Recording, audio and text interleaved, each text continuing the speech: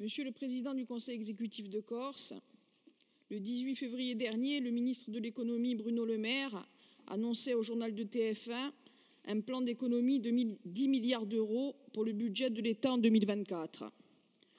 Ce plan, officiellement établi par un décret du 21 février 2024, engageait des réductions budgétaires affectant notamment le secteur social et médico-social, avec des coupes spécifiques dans les programmes relatifs au handicap et à la dépendance, à la santé, ainsi qu'à l'accès au retour à l'emploi. Or, il y a quelques mois, 3 mois pour être bien précise, 3 structures agissant dans le domaine du social, le CHRS, Maristella, la FALEP et le foyer de Fouriagne, ont été notifiées par la Direction régionale de l'économie et de l'emploi, du travail et des solidarités de la suppression de 5 places d'hébergement en 2024, qui plus est des places exclusivement destinées aux femmes. Cette décision aurait été prise au niveau national par la délégation interministérielle de l'hébergement et à l'accès au logement. Selon les fédérations, il semblerait que seule la Corse soit impactée par cette coupe budgétaire et ces suppressions de places, car les préfets des autres territoires s'y seraient tous opposés. Pour rappel, ces structures ont pour vocation l'insertion sociale et l'accès au logement, avec la mise à l'abri des personnes en situation de grande précarité et sans domicile stable, mais également un accompagnement personnalisé. L'objectif pour les personnes accueillies est de retrouver sécurité et stabilité sociale dans le but de se réinsérer. Dans notre île, où 18% des habitants vivent sous le seuil de pauvreté et où le nombre de sans-abri est en augmentation, ces centres sont indispensables pour proposer une alternative à la rue. Les coupes budgétaires annoncées et la suppression de ces places sont des coups de massue pour le secteur de la solidarité déjà confronté à de grandes difficultés. Par ailleurs, la suppression de places dans des structures d'hébergement de ce type a forcément des répercussions importantes, tant pour les individus directement affectés que pour la société dans son ensemble. Augmentation des personnes en itinérance, occupation des services d'urgence et d'autres. En outre, l'absence de stabilité résidentielle et le manque d'accompagnement qui en découle rend plus difficile la recherche d'emploi ou de formation, retardant ainsi l'éventuelle réinsertion des plus vulnérables. Monsieur le Président du Conseil exécutif de Corse, dans un contexte où la précarité en Corse ne fait que croître et où malheureusement les situations de violence conjugale sont en augmentation constante, que peut-on faire au niveau de notre collectivité pour s'opposer à cette décision au caractère profondément injuste pour la Corse et les acteurs sociaux qui y œuvrent au quotidien? Arringradiabi cara consigliera, arringradiabi a tutti per queste domande a pro di usugetto di abregarità e c'è adesso una risposta unica fatta dalla consigliera esecutiva Bianca Fazzi. Ringraziavi, Madame la Presidente. Care consiglieri, vi ringrazio per le vostre domande nanta a precarità e a puertà. Vous évoquez la problématique de la précarité en Corse qui touche avec force les personnes âgées, le rural, mais aussi l'enfance, la jeunesse et les étudiants.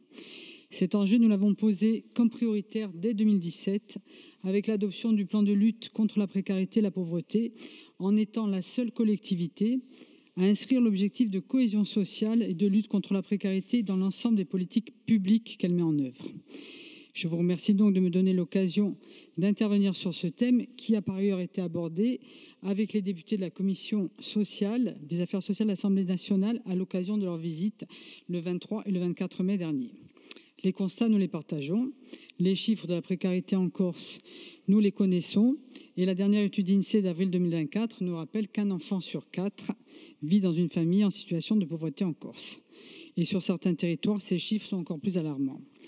Je souhaite revenir sur le fait que la Corse a un solde migratoire positif. Entre 2014 et 2020, la population a augmenté de 1% par an, plus 0,3% en moyenne nationale, et elle augmente encore presque 3 fois plus vite qu'ailleurs. Or, la structuration actuelle de notre économie, axée aujourd'hui autour du tourisme, produit, nous le savons, principalement des emplois précaires. C'est pour cela que le conseil exécutif, sous l'égide d'Angèle Bastien, travaille à un tourisme lissé sur l'année et générateur d'emplois pérennes. Donc, en attendant, quelle est la stratégie du conseil exécutif de Corse pour agir contre cette réalité? Sur la réalité, Caragati, je tiens à vous préciser que depuis 2018, l'Assemblée de Corse a mis en place une conférence sociale pour le respect des droits fondamentaux des citoyens de Corse dans le domaine économique et social. Sur les prix de première nécessité, la conférence sociale s'est réunie à 4 reprises entre 2019 et 2022.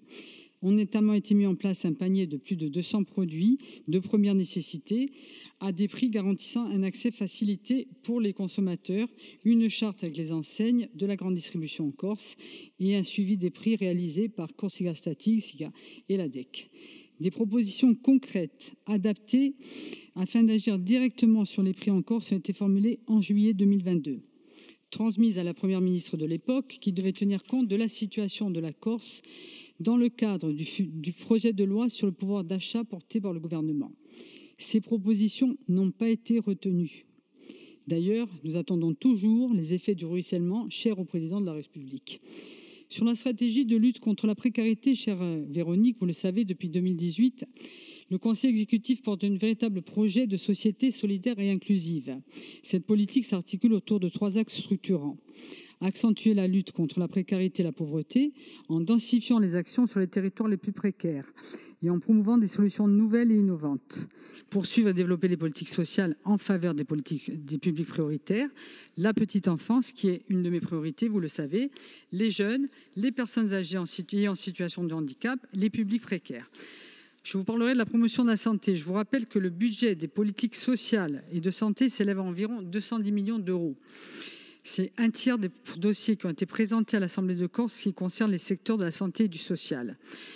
Donc, vous voyez un budget qui est extrêmement important en faveur du social et de la sociale. Dans le cadre de notre convention d'appui à la lutte contre la précarité et l'accès à l'emploi, l'État intervient à hauteur de 1,4 million d'euros sur 3 ans.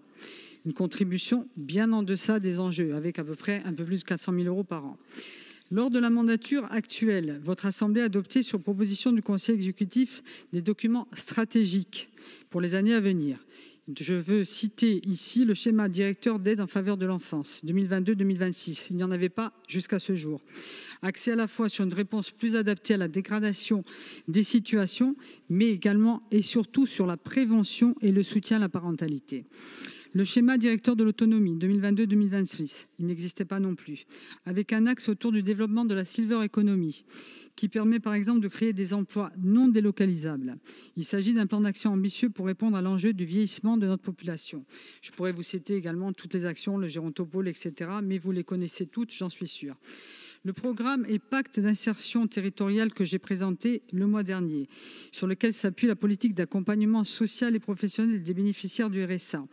Dans ce domaine, vous le savez, notre approche est volontairement axée sur l'accompagnement global des bénéficiaires pour lever les freins à l'insertion, comme la mobilité, la formation, l'accès aux droits sociaux, tout cela dans une logique de parcours et d'insertion durable.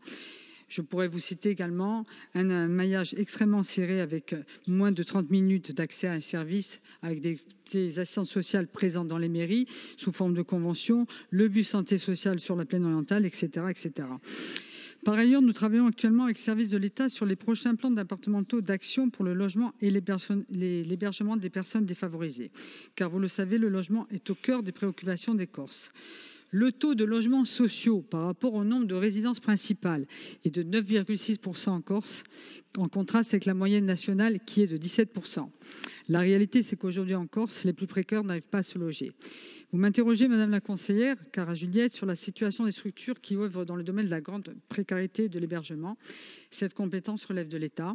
Pour autant, j'ai eu l'occasion à plusieurs reprises de présenter des rapports qui visaient à soutenir ces structures, qui portent des centres d'hébergement et de réinsertion sociale dans le cadre de notre politique, car ces structures effectuent un travail permettant d'amorcer un accompagnement social et un retour progressif aux droits, à la santé, au logement et à l'insertion.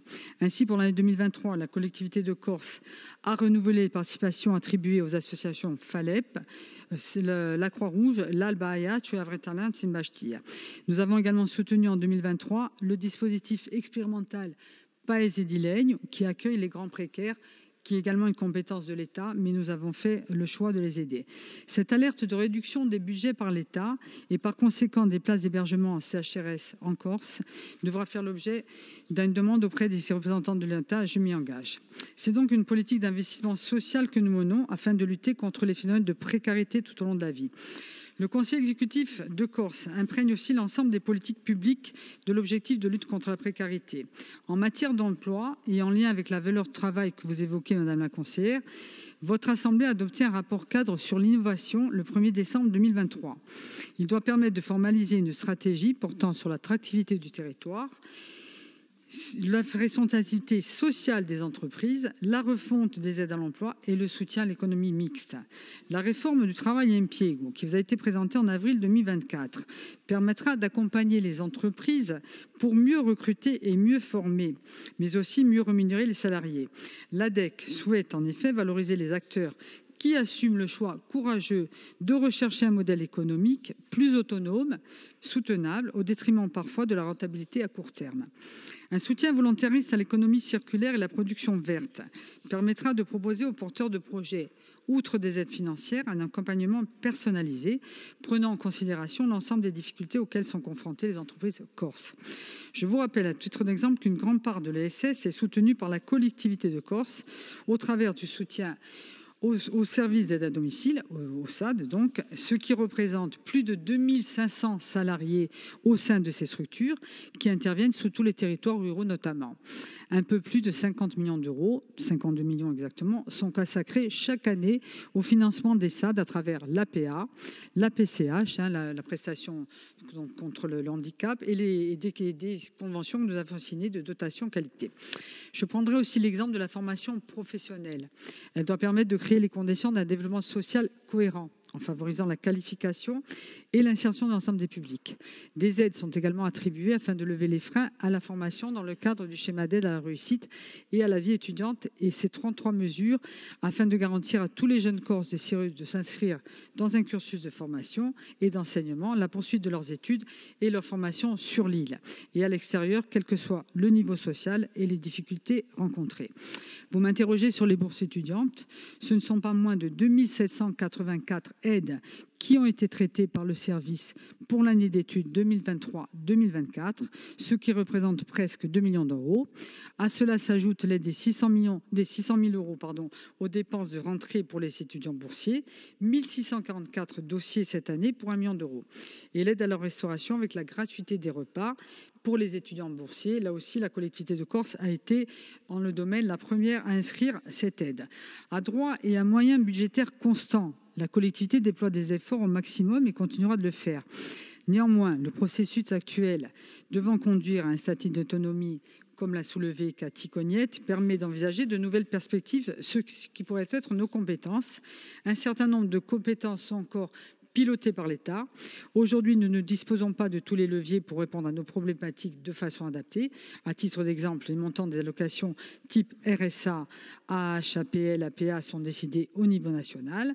Le règlement des aides sociales que l'Assemblée de Corse adopte régulièrement est pris en application des normes législatives et réglementaires arrêtées au niveau national.